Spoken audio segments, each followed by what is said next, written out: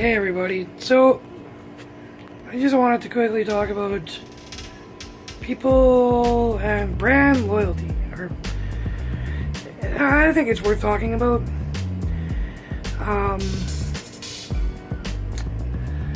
I truly believe that, and I'll prove it, that any piece of equipment that is out there right now, if it's appropriately priced, these companies, the main ones, have gotten there for a reason. So that's a Shindaio on top, it's a steel on the bottom. I just bought that. It's an FS70 car. And I'll tell you the truth, when I first got it, it wasn't running great. In fact, it died out on me after, say, half an hour of use. Brought it back to the dealership, bing bang boom, adjusted it for me, and now it's running better than the Shindaio. It cuts and does a better job than the Shindaio, in that it's lighter and it's easier to control and to just move around, and it does a great job. So what would my brand loyalties to Shindaio have proven here? Maybe nothing. I don't think they have a comparable trimmer. I'm pretty sure this is one of the least powerful or the smallest trimmers that they have already, Shindaio. And it was just heavy. I mean, it could be because it's common multi-tool system. But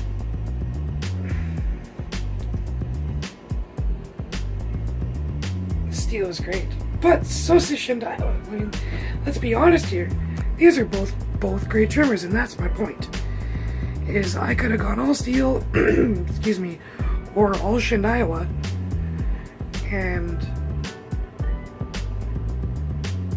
I don't see the point in that. I wanted a smaller trimmer, and so I chose the right brand that had the smaller trimmer. They call it entry level. Hey, I went and knocked down some ditch right outside of the dealership.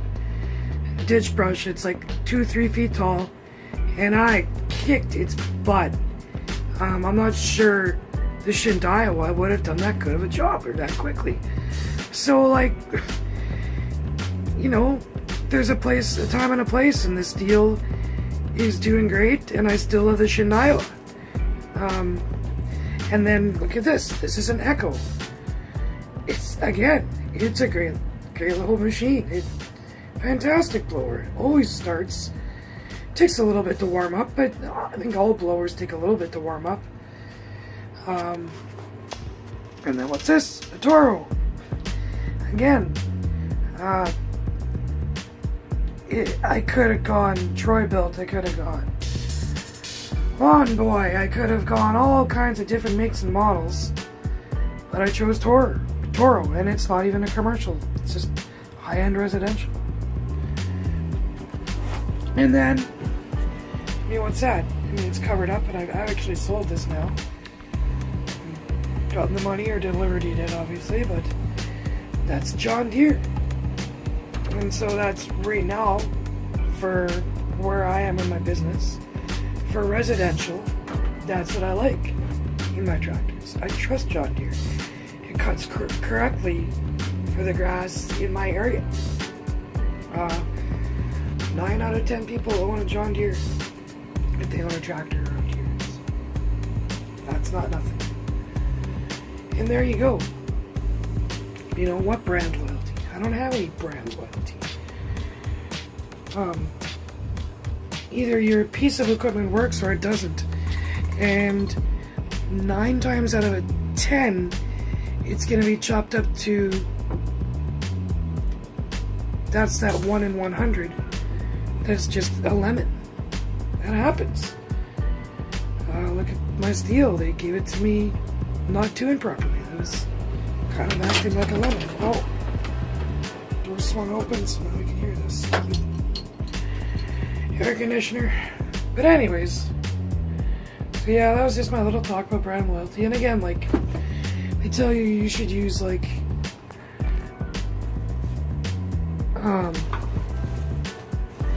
certain brand, like John Deere brand oil. Give me a break. Quaker State. That's the kind of oil, this type of oil that I need for my tractor. Why would I, like, you trying to tell me that John Deere somehow makes oil better than Quaker State does? And that it's somehow engineered perfectly for the tractor? That I believe. Sure, it might be engineered perfectly for that motor. You know what? Pretty sure this is probably better and engineered for all motors that you put it in, and it's just better. So there you go. Yeah. That's my little talk about brand loyalty. Yeah. Oh, I have a Black & Decker trimmer over there. Yeah. Weird. Here in just a second. Here we go. Let me see. Oh, there we go. So, a weird week.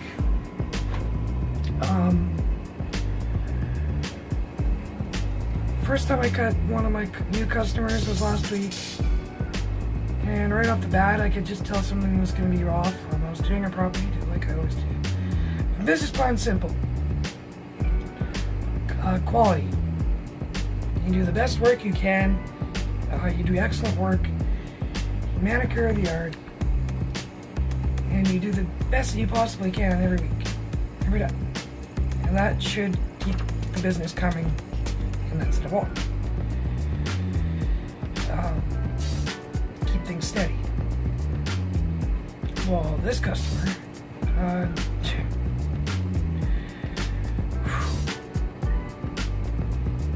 long story short, nothing was good enough for her. She says I didn't do a good job. So I said, oh, and that was this week. She says I didn't do a good job last week, and that was after talking to her a dozen times during that cut, because she kept on coming out, telling me how to cut. Like, apparently I don't know what I'm doing. And I was kind of starting to doubt myself, and then she said she spent 2 hours cleaning up the clippings or the trimmings from when I weed whacked along the fence line. And I was like, you picked up the trimmings, like by hand, from my weed whacker along the fence. And I know how much there wasn't that much, because most of it kept blowing out and cut with the lawnmower. But this, I don't want to be rude, but man, you're crazy. You're on your hands and knees picking up the clippings from my weed whacker all along your fence? And no wonder you're pissed off at me. It makes it seem like I did nothing. Compared to what you did, you're correct. I did do nothing. And I'm telling you, you don't need my service. And so I fired her. I said, this isn't gonna work out. Why would I put myself through that? That doesn't make any sense. I do good work. I might have left a little bit of grass in her front garden by mistake, because I had been there for an hour and like 45 minutes at this point. And I'd already double cut the front yard because it wasn't short enough for her. Okay, so I recut, and then I used the push mower instead of the tractor in the front yard. Fine, whatever. It's your yard, and that's acceptable. When you want to cut short, fine, that's acceptable. But when she told me that this week, first thing she says, I was expecting you at 12. It's 11:15, so I got there a little early, because apparently I'm on a schedule that she expects me to follow or something. She wanted to know what time I'd be there approximately. I said, maybe about 12 or so, that should be about right. And because I recently lost another, never had that customer even. That customer I had in the States. I never even cut them once, and they couldn't convince her to not get a cut, or to get a cut. And so And so I lost that customer, but whatever. I'm not going to beat myself up. I did nothing wrong, that's business. But this lady, man, just the worst. And so I have no problems getting rid of her. You know, it's a 2-hard yard already, 15 things to trim around. And then she wants me to cut it her way, not. And that's fine. Again, that's fine. But when you're going to be rude to me and say, you did you did a terrible job. Like, you didn't do a good job. What? That's my business model. It's everything revolves around me doing a good job. I looked over your yard twice, or 3 times even. I missed a little bit of grass in one garden because I had to recut the entire front yard. Put grass in there after I'd blown it out already. Just ridiculous. So yeah, when she said 2 hours crawling around and around the fence picking up my clippings from my trimmer, I was just like, whoa, this isn't gonna work out for anybody. Good luck to whoever picks her up. Good luck. I'm sure she's a nice lady, but she needs a gardener. She doesn't need a lawn care person. She needs a gardener who can she can nitpick for 2 hours a week, and I don't have the time for that. What, should I bring a broom and a dustpan to sweep up my clippings from my trimmer? Like, and again, there was nothing there. Like, I saw the yard. It was fine. She told me when I left that it was too long. When I showed up this week, so 7 days later, it wasn't long still. It wasn't too long. It was a nice, decent length. So I was like... And again, you want your hair a certain way, that's fine. I'll do it a certain way. You're gonna be rude about it? Yeah, you're not worth it. You're not paying me $60 an hour. You forget it. Forget it. It's not happening. So, see you later. Better short. But anyways, that's it for this week. I haven't been filming anything because my days are a little bit busy.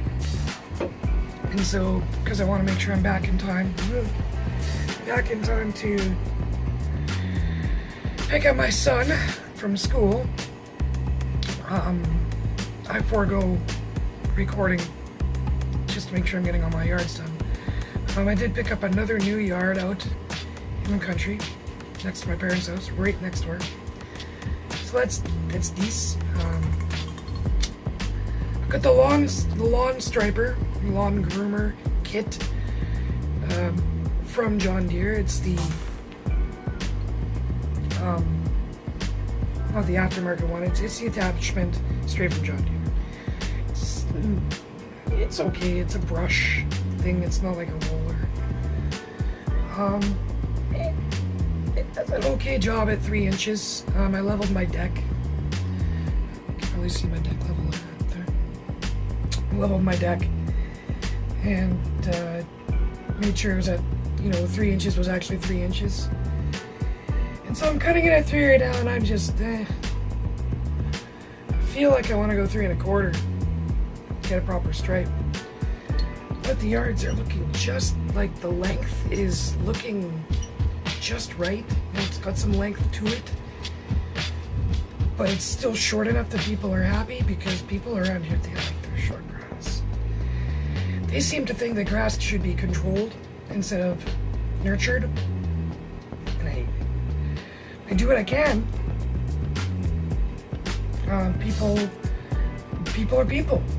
And when you learn how to take care of a yard a certain way, that's the right way to do it. Why would you do it any other way?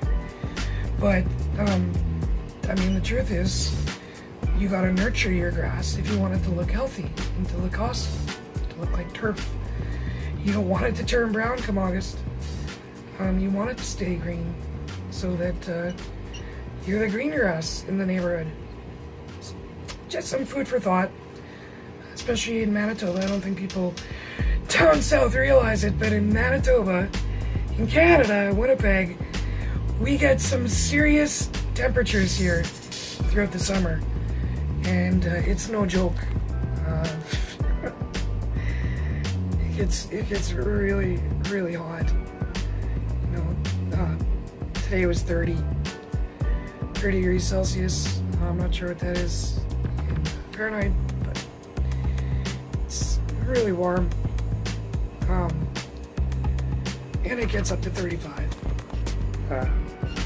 on the worst days, obviously. It doesn't get too much worse than that.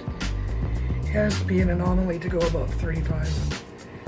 And with the Humidex, though, you can get up there. I'm just talking about base temperature. With the Humidex on, you can get really hot. Canada's, especially Manitoba, pretty warm.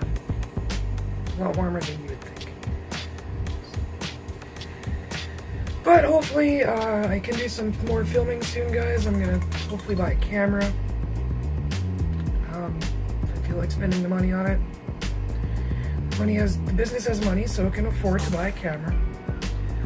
But my instincts are saying, wait, a couple months maybe, or a month. And just let things build up a little bit before I go spending money on things like a camera. When I already have a camera in my phone, it's not decent. So yeah, that's it. Thanks for watching, guys. See you back next time. Talk to you later. Bye.